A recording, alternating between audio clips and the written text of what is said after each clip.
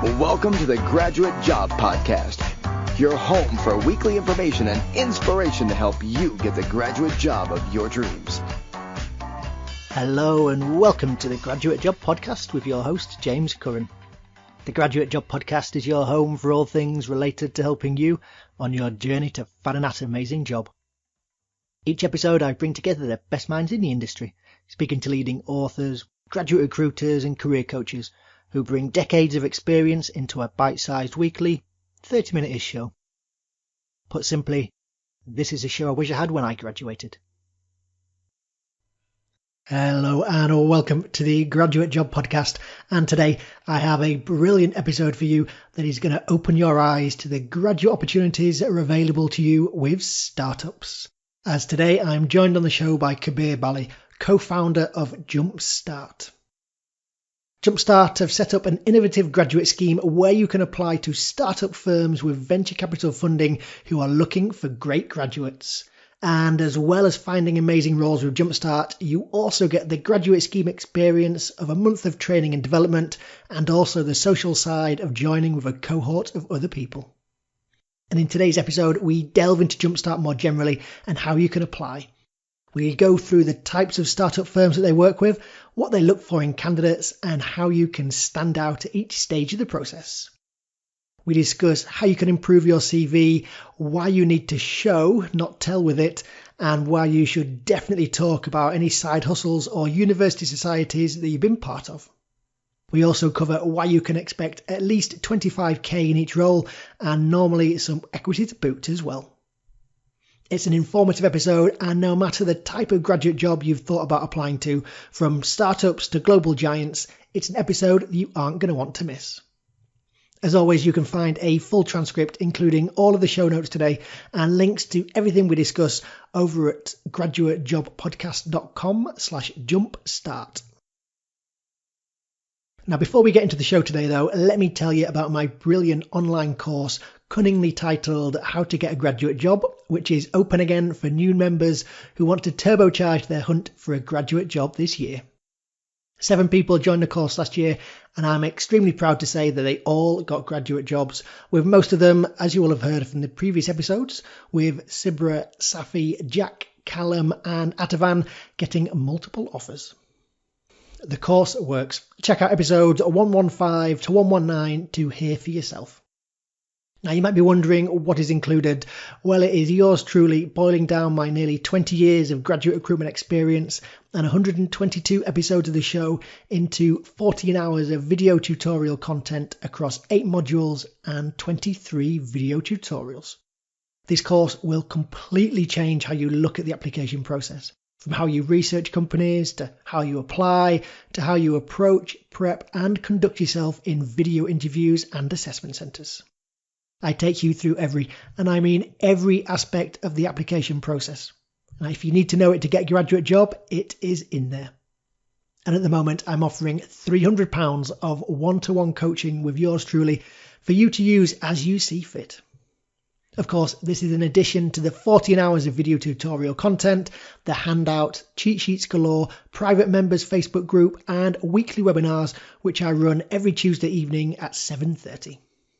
If you want proof it works, listen to my episodes 115 to 119 with the previous course members. It worked for them and it will work for you too. That's howtogetagraduatejob.com, and I look forward to you joining me in the course soon. Right, let's crack on with my chat with Kabir. I am very pleased to welcome to the show today Kabir Bali, co-founder of Jumpstart, the innovative graduate scheme helping graduates get jobs with startups. Kabir, welcome to the Graduate Job Podcast. Thank you, James. It's a pleasure to be here. And today we're going to go into detail about Jumpstart and just how you work and how listeners will be able to get involved and get some of those jobs, those much sought after jobs with innovative startup companies. But before we do you want to maybe just give the listeners a very brief introduction to yourself and to Jumpstart? Yeah, absolutely, James. So I think it's always helpful to start with the sort of why before the what. So a bit about me. I graduated in 2015 along with my co-founder Matthew then kind of walked slightly into a career in management consulting for 4 or 5 years before starting Jumpstart back in May of last year, sort of mid-pandemic. I think for us, really, the reason for doing so actually was born out of our own experience as graduates in 2015.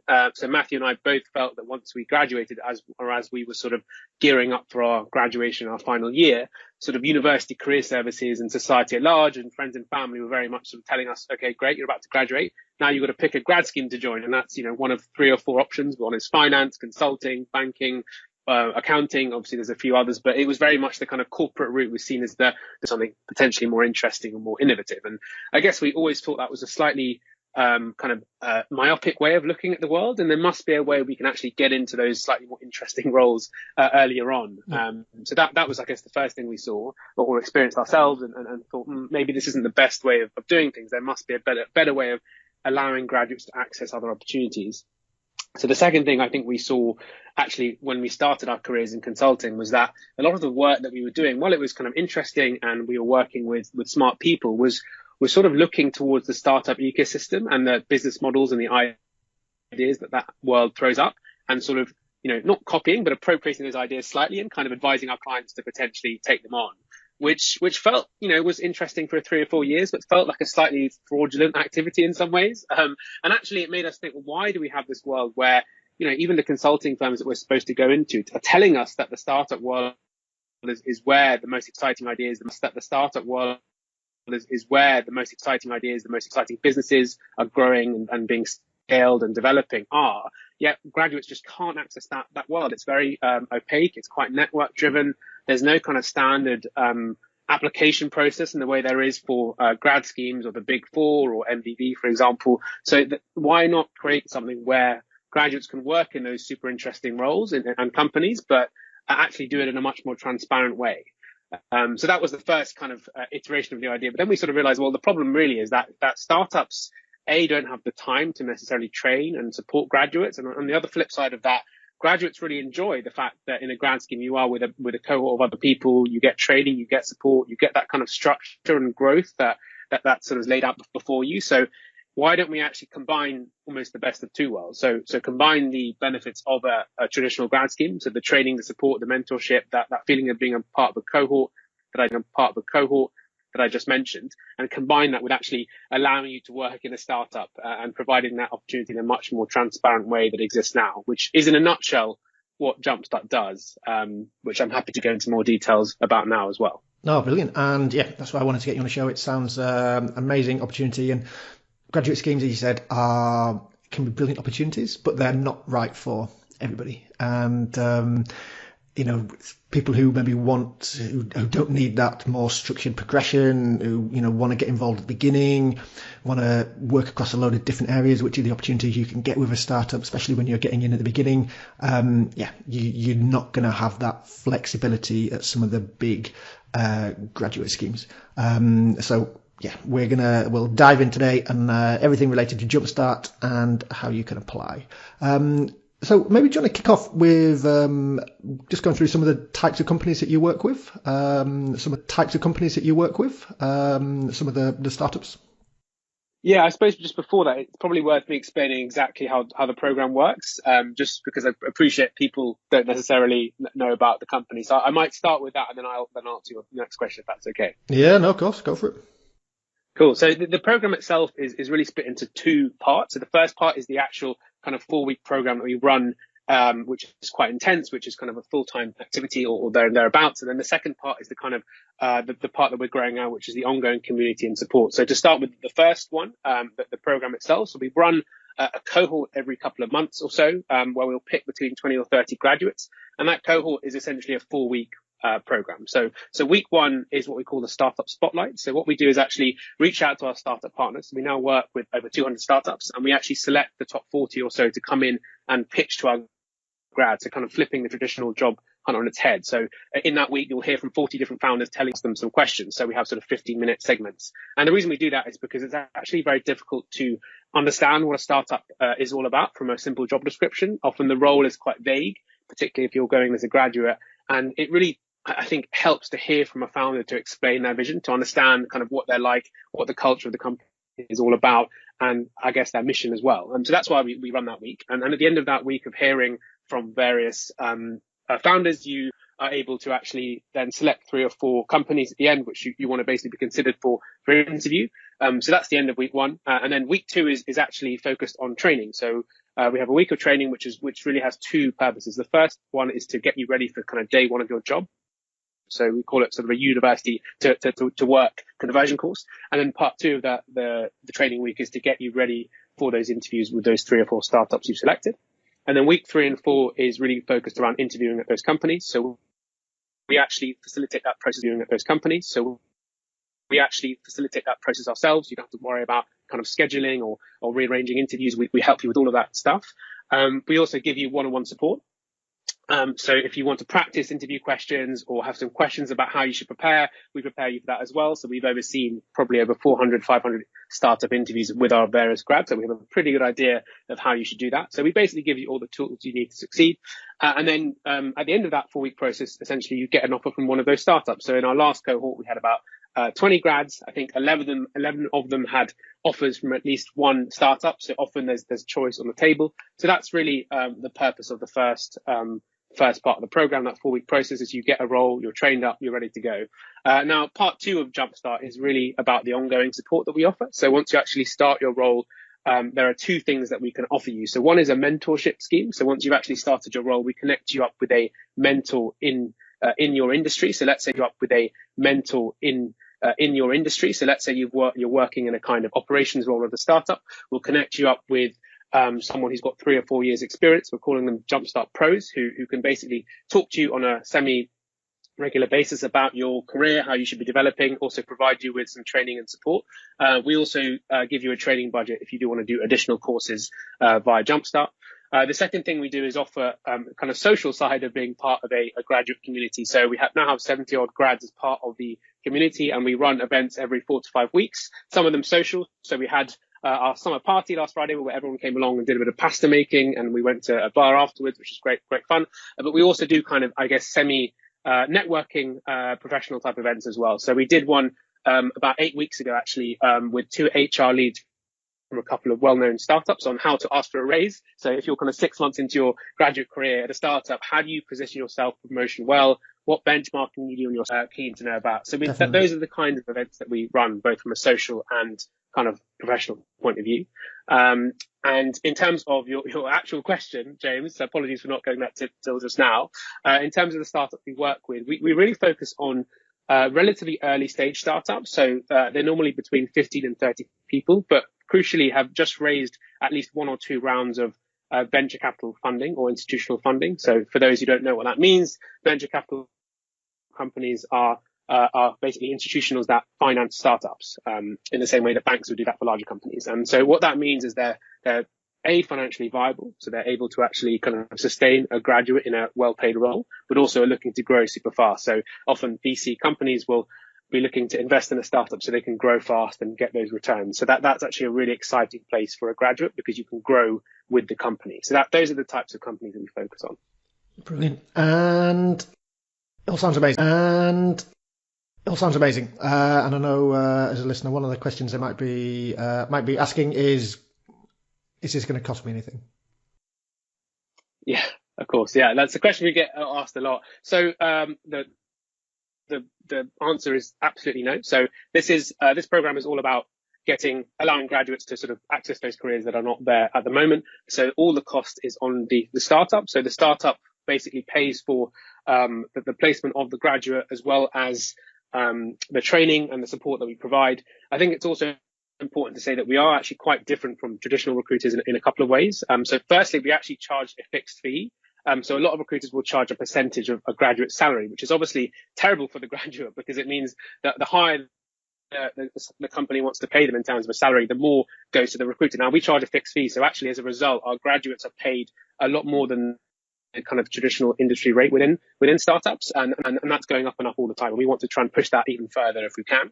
The second thing is we actually only get paid if the graduate stays in their role for 3 months or more. So we're pretty incentivized to make sure that you get a role which suits you. And it means that we're basically completely aligned with the graduate in terms of incentives as well. Amazing. So, listeners, there is nothing to lose, and a horde of brilliant startup companies just waiting for you out there. So then, let's go through the application process that people need to go through to apply for you. What does that look like for when they apply initially for you to get on the Jumpstart scheme? Yeah, so we try and make our application process as streamlined as possible. So there are 3 stages. There's the first stage, which is literally just registering on the website with your CV. It takes literally about 30 seconds. We want to make that as easy as possible. We know that a lot of other recruitment processes are quite long in terms of questions that they ask you. So we streamline that to just if you're through the CV screen, and I can talk in more details about what we look for in that CV screen in a minute. But the second stage is a written submission. So we ask you to answer a few questions, which are basically designed to test your quantitative and qualitative abilities. And then if you're through that stage, there's a final interview with either myself, Matthew, or our founder's associate, Charlie, which lasts around 45 minutes. So it's a 3-step process, relatively quick. And yeah, that's how it works. And how do people tend to let themselves down at this stage? What separates the candidates who might not make it through to the ones that sail through the process? Yeah, so I think in terms of the CV side of things, we're actually quite data-led. We look at a lot of the information from interview performance and relate that back to how we looked at CVs, and again, how people can also perform in startups. So we have a lot of data around that. And one of the really interesting things that we found is that work experience is actually not particularly important when it comes to kind of having an effect on interview performance and startup performance. I think there's probably a lot of reasons for this, but what we actually found is extracurricular activities at university or outside of university. So, charity work or running societies and events at university, running your own businesses or kind of side hustles. These are actually much better indications of success in a startup. I think partly because in a startup, that is the kind of person that they want, someone who's kind of very proactive, able to create and run projects on their own accord, without too much support from the outside. So that's something we look at a lot. And I think people generally, when they're uploading CVs, there's a kind of expectation that work experience is important. Now, we do look at that, but actually for us, extracurricular activity is even more important. So if you are applying, I would encourage you to kind of make that as prominent as possible. And especially if you've kind of founded your own society or even have your own kind of side hustle, those are things that we really value, because that does show you that you have that kind of entrepreneurial proactive streak, which startups do look for, So that's the first thing on the CV side of things. In terms of the interview, I think what I would say in general is that people often when they're answering questions, they talk a lot about kind of their skills and how they're very enthusiastic and a lot of kind of words describing what they're like rather than actual actions. So I would encourage people to be more action orientated, because those actions and your kind of I guess your achievements are going to speak for themselves rather than you kind of talking about all the skills that you've learned and what kind of person you are. No, that's a great point. And I know from speaking to the graduate recruiters at Capgemini, with my episode with them, and they explicitly said that they really wanted to see, as you said, the people's side hustles. And I know that some candidates are almost reticent to put that down, thinking it will be seen as a negative. But no, it's as you said, it's such a positive thing to be able to get something off the ground, get it working. And it was interesting. I was looking through your website and some of the people that you showcase from the initial applications who've gone on to work at startups, and each of them I noticed had some sort of side hustle at university where they'd started businesses and started events and things. So it's the skills that you generate when you do activities like that just really stand you in great stead. So make sure you are bringing them to the fore through the application process. Do you maybe want to go into a little bit more detail about then what the training looks like for when people get through the initial stage before they start the applications to the companies or the pitches to the companies? Yeah, absolutely. So the training actually was born out of our own kind of research that we did. So we did a big research project last summer where we interviewed and surveyed, I think, over 200 startups and basically asked them, if you've hired a grad in the past, what things do you wish they had known before they started? And what do you wish they'd been taught? And actually, we maybe some quite specific skills they would like you to have. But actually, the overwhelming message from that kind of exercise was startups are willing, or companies in general are willing to train you on the role that you've been brought in to do as a graduate, because as a graduate, you're not expected to actually know anything, because that's the role of the company to help you understand how you can be good at marketing and what skills you need to develop and all that sort of thing. But there are certain general principles and I guess attributes that startups were really keen that everyone they had as a graduate was equipped with. And that's basically what the course is all about. And as I say, it's basically a university to work conversion course. And there are 4 modules that came out of, again, that exercise we did with the startups. So the 4 modules are communication skills, problem solving, analysis, and what we call being a productive employee, which I'll explain in a second. So those are really the 4 modules that we focus on in the training. So to explain those in a bit more detail, communication, this is all the different ways you can call being a productive employee, which I'll explain in a second. So those are really the 4 modules that we focus on in the training. So to explain those in a bit more detail, communication, this is all the different ways you communicate in the workplace. So how to better write emails, communicate over the phone, communicate in meetings, facilitate meetings, everything where you're actually having to speak or communicate with another person in writing or on the phone. We try and help you kind of navigate that in our training, and we do it in quite practical ways. So our philosophy is very much that you learn by doing. So we'll speak about a topic for a few minutes, but we'll then quickly get our grads to go off and do an exercise where they'll, for example, have to set up a kind of role play type meeting, for example, or reply to an email as if they were in a work situation, and then we give them feedback. So that's the best way I think people generally learn. And then to kind of follow that through with the other 3 modules. So in terms of analysis, again, that might seem like it's something which only business analysts or STEM graduates should be good at. Actually, we think it's a general skill that all graduates teach you the basics of how to deal with a spreadsheet. We give people kind of courses before we actually start to help you get up to speed with some of the formulae, but we actually then put that into practice with real live data. What we found often with analysis courses online is they present you with nice, clean information which you can kind of react to on the course, and so we present you with kind of real life data examples that you can work through, analyze, and present back, and sort of methods for how you can do that.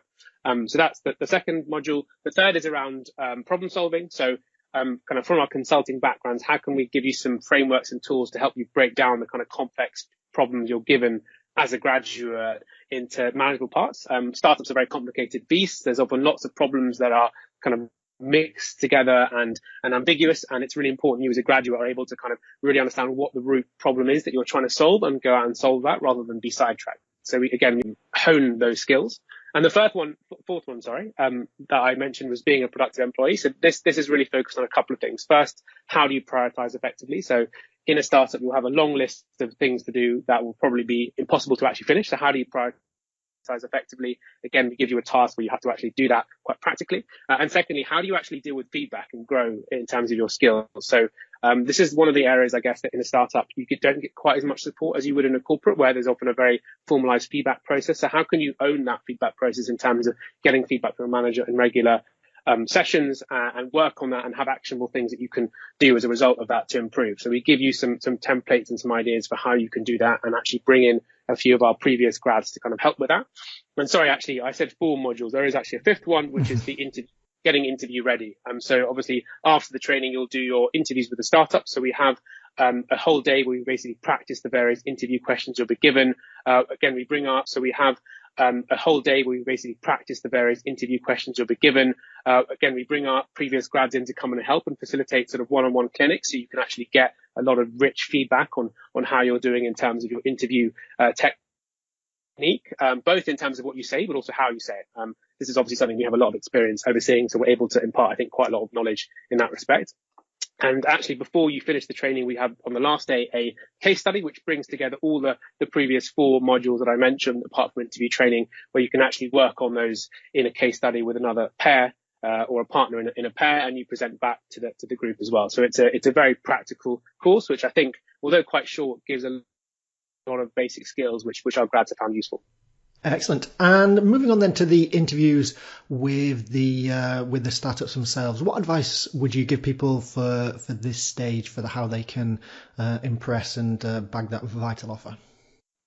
Yeah, so obviously the one thing that I've found that's been a slight problem with our grads is often they're highly accomplished, they're very they've achieved a lot in their short careers, but it's how do you actually convey your excitement for the company and the role as much as possible? Often our grads are good at talking about their skills and how they match up for it, but really as a startup as opposed to a corporate, you're really concerned about, is this person going to stay the course? Because, if you're one of 400 people in a big consulting firm, if you leave after a year and a half, frankly, the consulting firm doesn't mind too much. That's probably part of the business model in some ways. Whereas in a startup, if you're one of 20 people or one of 10 people and you leave after 3 months, that's a big issue for them. So that for them, it's really important to find people who are committed to the cause. So often you'll get questions like, where do you see yourself in 3 to 5 years? Or what is your long-term career ambitions? And making sure you prepare for those questions. And even if you don't want to stay there forever, you're kind of honest about it and can frame it in a way that you're genuinely committed to the cause and committed to actually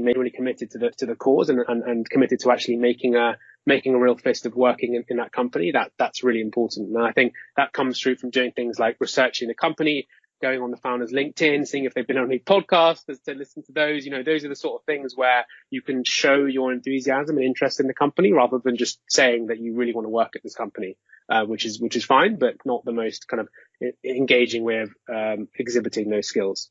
Yep. And just in terms of location then, I mean, do most of the companies tend to be based in London, or have you got a geographical spread around the UK? Yeah, so most are based in London. What I would say is that's a slightly academic point at the moment. So most startups are working in a sort of hybrid structure. So some days from home, some days in the office. Also, a number of grads, obviously, who've just finished their degree are probably still living at home or living at university. So startups are quite flexible about you working from home for a period of time before then potentially moving. So it's mainly in London, but there is quite a lot of room for maneuver there in terms of hybrid working. There are actually a handful of startups, I'd probably say around 10-15%, who operate on a remote first basis. So you can basically work from anywhere in the world, a beach in Thailand or, in Spain or in England or the UK or wherever, and you can still basically work full time for that company. So there are a few in that position as well. Sounds good. Why pay expensive rent living in London when you can get a nice cheap accommodation somewhere warm with the sun shining and with good internet and work from there? That sounds like a plan. And as we talked about earlier, with the difference between the big graduate schemes and startups, is you do tend to find they are more flexible and open to different ways of working than the big corporate behemoths, which are a bit more set in stone. Let's talk cold hard cash. What sort of starting salaries could people be expecting? Behemoths, which are a bit more set in stone. Let's talk cold hard cash. What sort of starting salaries could people be expecting if they were to get an offer? Yeah, so we only work with startups that offer at least 25k a minimum as a salary. Now, we appreciate that's actually still not that competitive if you're living in London. So in terms of our average salary from the program, that's about 28, 29k. Our ambition is to actually have it up to 30 plus. And I think that will be the case over the next few cohorts as we kind of, embed our position within the startup ecosystem. So I would say that's the starting salary. A couple of other points on that is startups that we work with will often, or in almost all circumstances, offer equity. So shares in the business as you are obviously joining at a relatively early stage. So these obviously vary in terms of value, but they tend to be between £5,000 and £10,000 in terms of value. The only thing around that is because the startups want to obviously incentivize you to stay on as much as possible. And obviously that value will increase as the startup grows and gets valued at higher numbers and prices. So that can actually grow quite quickly as well. So in terms of a total package, you're looking at kind of between 34, 35 K plus. And then if you get yourself in a unicorn nice and early, you could be laughing all the way to the bank. So that's good. So then final question maybe on the application. What would you say separates the candidates that blow the startups away from those who maybe don't end up with many offers or any offers at all? Yeah, so I think actually, sorry, before I answer that, there's one thing I missed on the salary point, is that actually the other thing about startups is you can grow in terms of your position quite quickly. So we've had a number of grads who've 3 to 4 months into their career at that company have done really well and have been promoted, although the salary probably doesn't match up with kind of investment banking expectations, the growth can actually be a lot quicker. So we've had a number of grads been promoted multiple times over a 6 to 9 month period. So that's the one thing I'd like to say just on that. And then just to answer your question about who stands out, was it in the interview process with startups or post? Yeah, which from the candidates that sort of do really well and get 5 or 6 offers versus those who maybe don't get any offers, what would you say is a main difference between them? Yeah, so the first thing to say is that very, very few of our grads don't get any offers. In fact, I mean, in terms of our last cohort, I think more than half had more than one offer. So that's just the first thing I would say. In terms of those who do really well, I think there's a couple of points. One is that I suppose they just sort of go above and beyond in terms of preparation and kind of showing their interest in the company. As I said before, there's the people who kind of really do the research on the founders and, going on LinkedIn and looking what they've been up to, and, going on LinkedIn and looking what they've been up to, looking at the company, coming up with some really interesting questions about the business and what they do, I think is a really good way of showing kind of ownership. Because if you're in an interview and you ask some really interesting questions about kind of the business model of a company, let's say it's a kind of e-commerce company, and you said, I looked at the website, I've noticed that there are 3 or 4 competitors in the space. Having done my research, like, what's your strategy for mitigating the issues around that? That's the sort of question which I think really stands out to founders, whereas as opposed to kind of, what's the most exciting thing about your job, or questions which are kind of obviously templated. So that's one thing I would say where the people who do really well will stand out. I think the other one is just like making sure you are going for roles that not only in terms of the startup meet your expectations, but actually meet your strengths. Sometimes we'll have grads who want to apply for companies through us that are, maybe not suited to what their skills are. So if it's a very quantitative role, and you haven't had any quantitative experience, or you haven't done a STEM degree, that's clearly going to be a bit harder for you to demonstrate those skills. So just being a bit more, I guess, realistic and pragmatic about where your strengths lie as well. But I think it's just that motivation and enthusiasm is the main thing which separates the people who get lots of offers from people who get maybe one offer.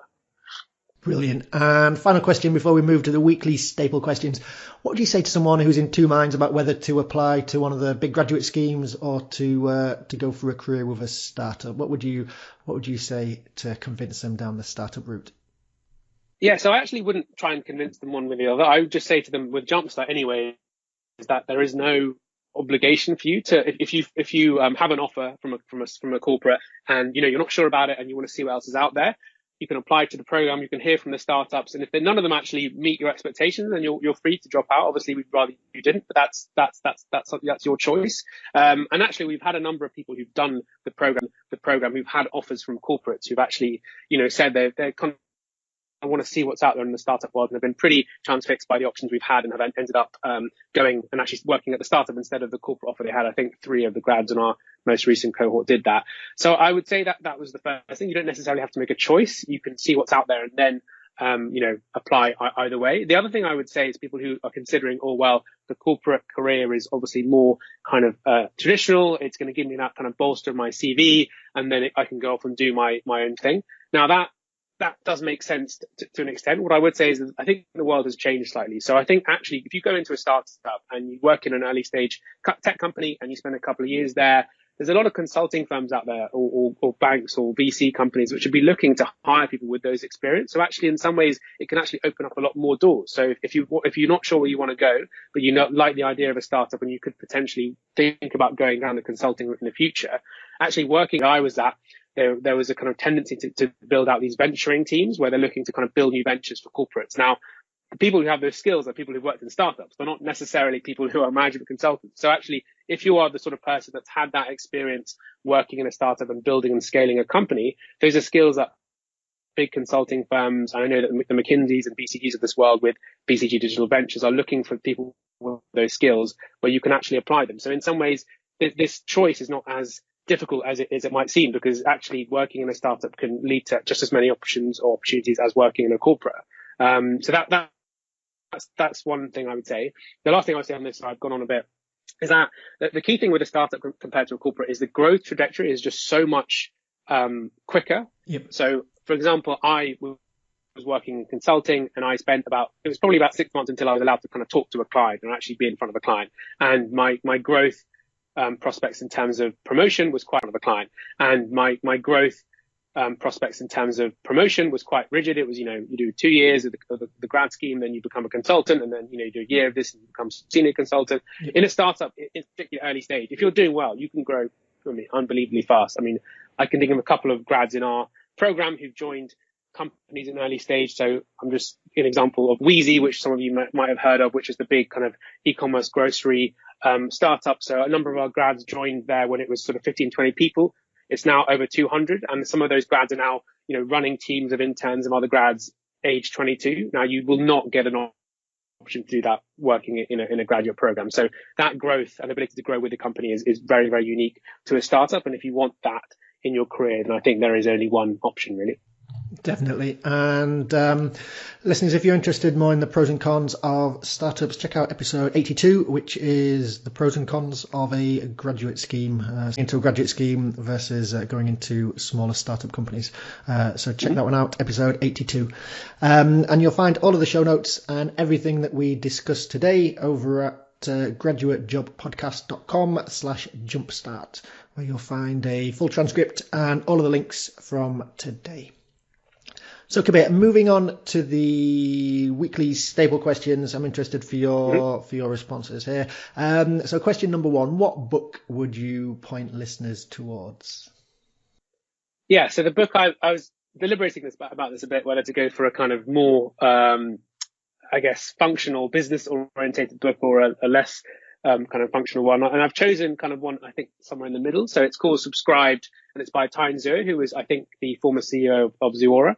And it's really about how the world is changing from a kind of product led economy to a service led economy, and how the subscription model, so the model that Netflix of this world use is the dominant way of providing those services, and how the economy has changed and actually what that means for the future as well. And I think it's just a very practical explanation of what happens. It lacks the kind of jargon and fluff that some of these other books have. So I'd really recommend you to check that out if you're interested in how kind of the economy has changed from a business model perspective and what subscription services mean for that.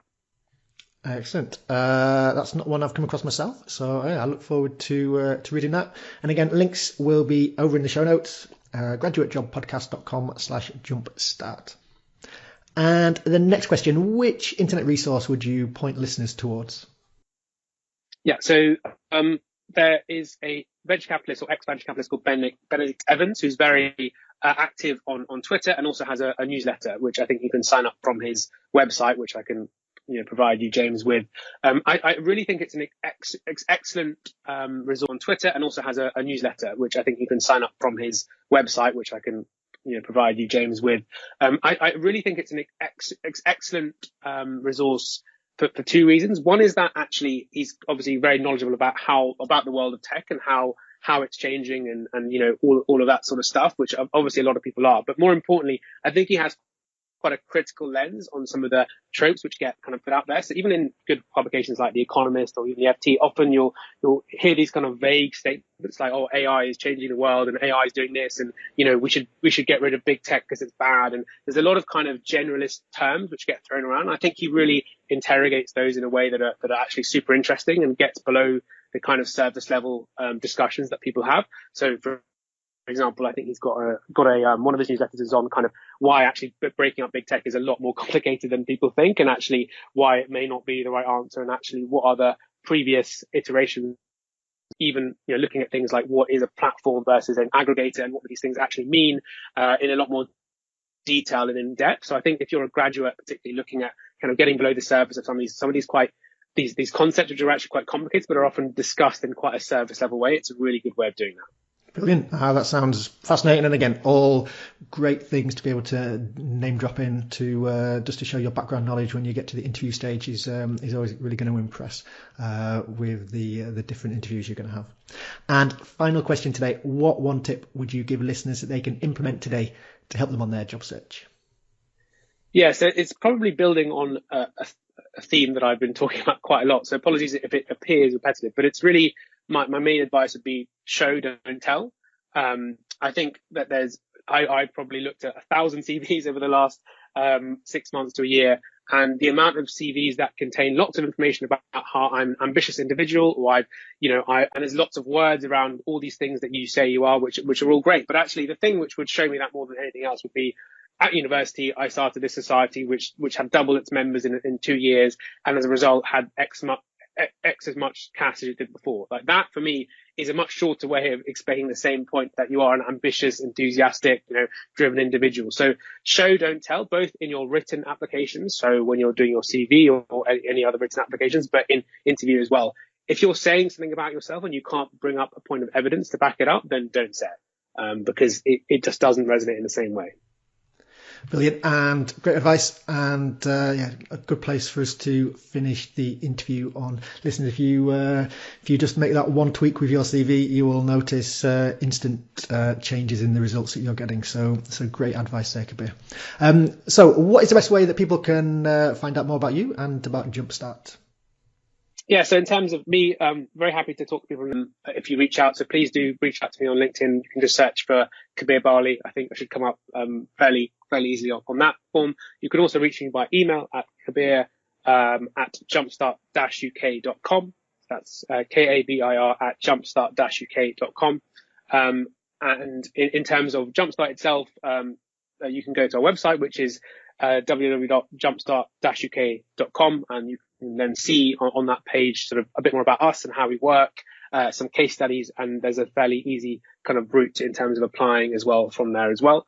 We also have a LinkedIn page, so just search Jumpstart-UK on LinkedIn and you should be able to find us there.